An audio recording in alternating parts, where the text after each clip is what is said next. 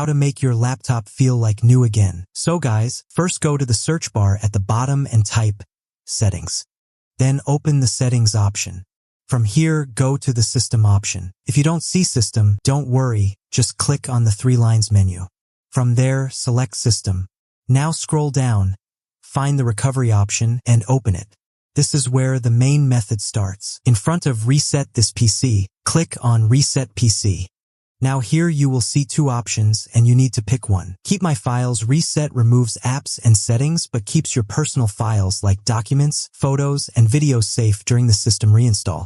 And Remove Everything in Microsoft Windows Reset deletes all personal files, apps, and settings, giving you a completely fresh start like a new computer. If you want a full reset like a new laptop again, you can choose Remove Everything.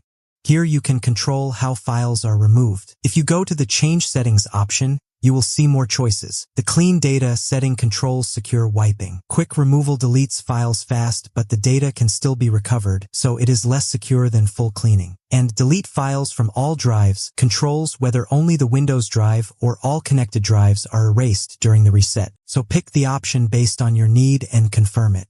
After some time, you will see a message showing what will be removed during the reset. So read it carefully and open View All Apps that will be removed. Here you will see the full list of apps that will be removed after the reset. For final confirmation, click on Reset and the process will start. Got any problem? Share in the comments. Thanks for watching.